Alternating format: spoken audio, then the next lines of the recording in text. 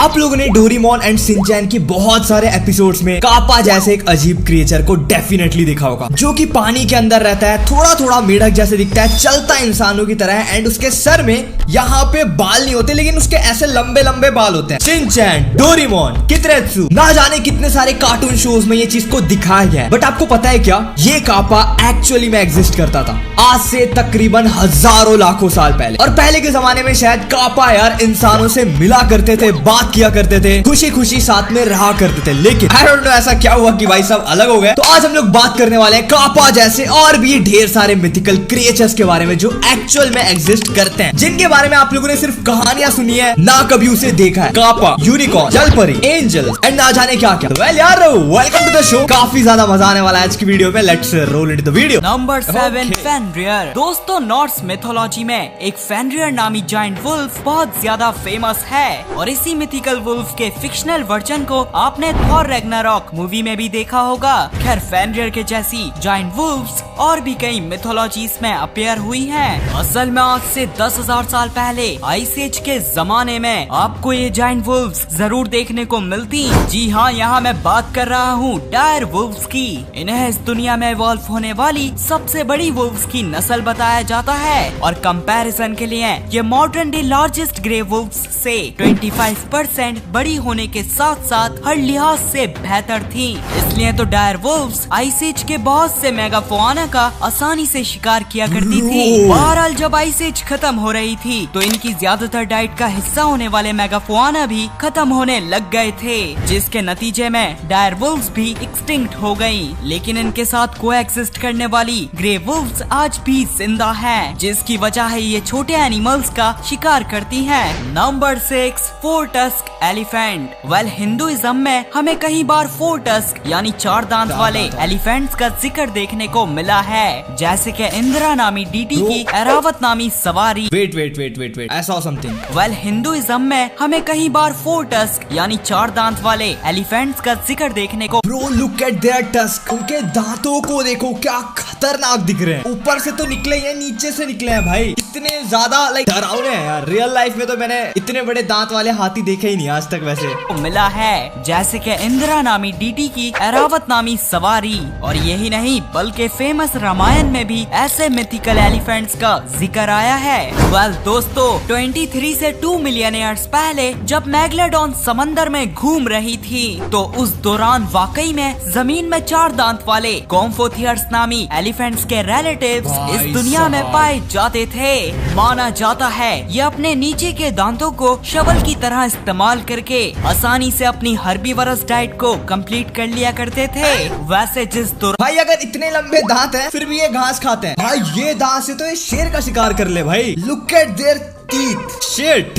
गोम्फोथियर्स इस दुनिया में घूम रहे थे उस वक्त तक हम इंसान छोटे दिमाग वाले होमो इरेक्टस तक ही इवॉल्व हुए थे। इसलिए पॉसिबल है कि गोम्फोथियर्स के फॉसिल्स ने हिंदुइज्म के मिथोलॉजिकल एलिमेंट्स को इंस्पायर किया होगा।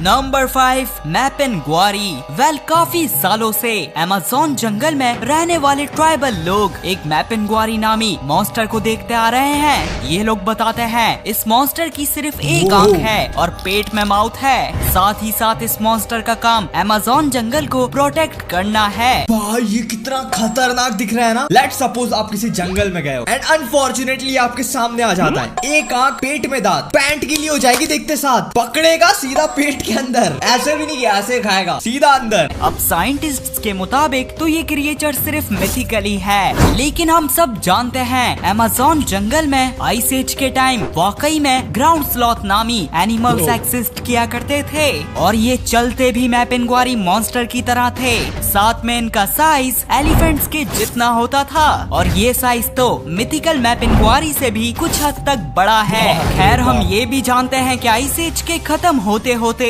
और साथ में इंसानों की हंटिंग ने इन एनिमल्स को 11,000 साल पहले एक्सटिंक्ट कर दिया था। इसलिए शायद अमेज़ोनियन ट्राइबल लोग अपने बच्चों को ग्राउंड स्लॉथ की कहानियाँ सुनाते होंगे और उन्हीं हजारों सालों की कहानियों प्राणियों के सिलसिले में ग्राउंड स्लॉथ रियल एनिमल से मिथिकल मैपिंगुआरी। भाई लेकिन जेन्युइनली अगर ऐसा एक एनिमल एग्जिस्ट करता होगा उस समय लोगों की फटती होगी भाई जंगल में एक्सप्लोर करने में। खैर उस समय तो भाई इतने ज्यादा ये लोग मेंटली स्ट्रांग थे, फिजिकली स्ट्रांग थे, शेर से लड़ जाते थे। आज इंसानों को डाल के देखो शेर के पिंजरे में, 2 मिनट में नाश्ता बन जाएगा शेर का। लेकिन उस समय भाई इसको देखना क्रिएचर बन गए। या फिर ये भी हो सकता है कि अमेज़न जैसे अनएक्सप्लोर्ड जंगल में क्या पता ग्राउंड स्लॉथ आज भी घूम रहे हो। वैसे ग्राउंड स्लॉथ कैसे इस दुनिया में वापसी आएंगे, इसका तो मैंने आपको अपनी इस वीडियो में बताया ही था। Number 4 Griffin. वेल ग्रिफिन्स का जिक्र तो 5000 साल पुरानी मेसोपोटामियन मिथोलॉजी से ही चलता आ रहा है, वीडियो में बताया ही था।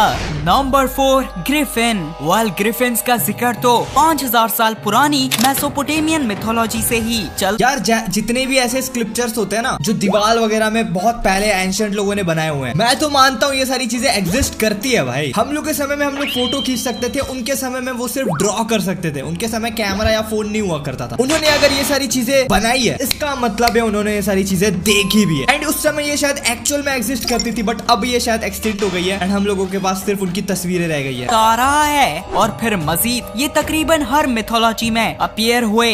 असल में शुरुआत से ही हम इंसानों का मानना है लायन जमीन के एनिमल्स के बादशाह हैं और वहीं ईगल आसमानों के एनिमल्स के बादशाह। इसलिए जब पुराने लोगों को सेराटॉप्सियन डायनासोर्स के फॉसिल्स पहली बार मिले तो इन्होंने इन्हें फौरन लायन ईगल का हाइब्रिड समझकर ग्रिफिन जैसे मिथिकल क्रिएचर को इमेजिन कर लिया। Griffin is kind of like eagle plus शेर का मिक्सअप। देखो ना इसके शेर जैसे घोड़े जैसे पंजे हैं और ये उड़ सकता है, kind of unicorn, but unicorn cum टाई ईगल, टाइगल इसका नाम है या लाइगल या लेकिन किसको पता था प्रेजेंट डे से सिर्फ 700 साल पहले इंसानियत से दूर न्यूजीलैंड में सच्ची के ग्रिफिन्स पाए जाते थे। जी हाँ, हास्ट ईगल्स नामी इस दुनिया की सबसे बड़ी और खतरनाक तरीन ईगल की स्पीशीज किसी ग्रिफिन से कम नहीं थी। और तो और ये जाइंट ईगल्स इस दुनिया के टॉलेस्ट बर्ड्स मोआ का शिकार किया करते थे। वैसे मोआ का weight around 250 kg। Kind of ostrich को अगर आपने देखा नहीं है जू जाके डेफिनेटली देखना, बहुत बड़े होते हैं, इतना लंबा तो गर्दन होता है भाई। उनका शिकार एक चिड़िया कर रही है। वैसे ग्रिफिन के तो 4 हाथ होते हैं, ईगल के तो 2 ही पैर होते हैं खाली, तो काइंड ऑफ अलग ही है यार। ग्रिफिन तो बहुत ताकतवर होगा। अगर सोचो शेर के पास उड़ने वाले पंख है, मतलब म्यूटेंट भाई, शेर और ईगल का म्यूटेंट ग्रिफिन था। और वहीं एवरेज इंसान का वेट 60 kg होता है। इसलिए हास्ट ईगल को इंसानों का शिकार करने में कुछ खास प्रॉब्लम नहीं होती। बहरहाल अराउंड 1300 AD में जब माओरी लोग पहली बार न्यूजीलैंड आए थे,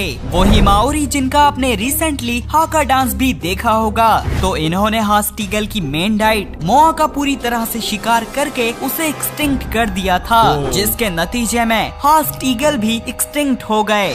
नंबर 3 मतलब एक काइंड ऑफ वो है यार, सर्कल है, यू नो। अब देखो ग्रिफिन के पास कुछ खाने को नहीं था, वो सिर्फ माऊ खाते थे। माऊ मतलब बड़े से ऑस्ट्रिच, एंड उन लोगों ने सारे ऑस्ट्रिच को खा दिया, माऊ को खा दिया। एंड अब माऊ दुनिया में है नहीं तो वो किसको खाएंगे, तो वो भी मर गए, माऊ भी मर गए, फूड चेन ही ब्रेक हो गया। एनीवेज अगर वो आज के डेट में होते भाई, इंसानों की फटती खुले में निकलने में भाई उड़ा के लेके चले जाते, वो इतने बड़े थे। नंबर 3 कापा। डोरेमोन शिनचैन में मैंने बहुत देखा है ये कापा।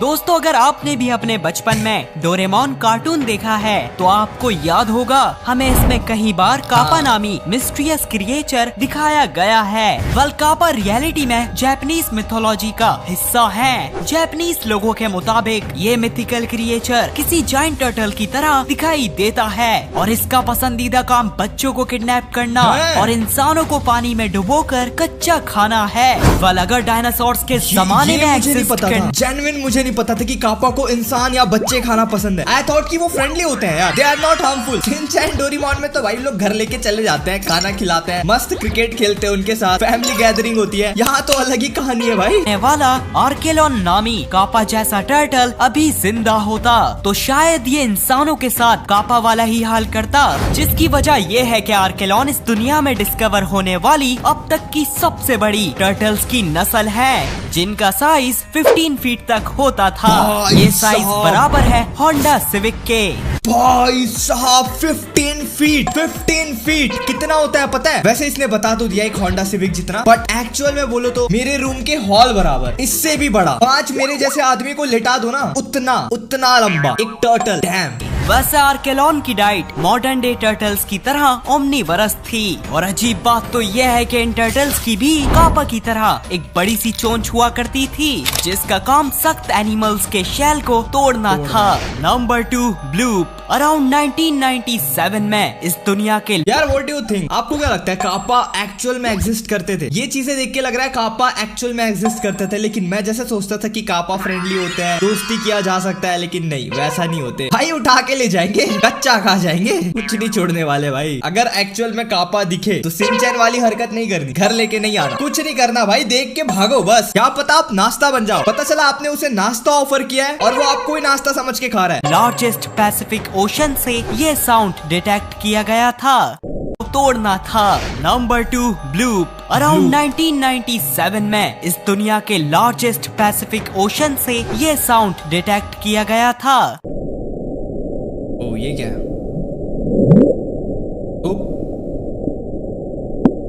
ये साउंड इतनी ही दूर से आया था जितना नेपाल से लेके जापान तक का फासला है।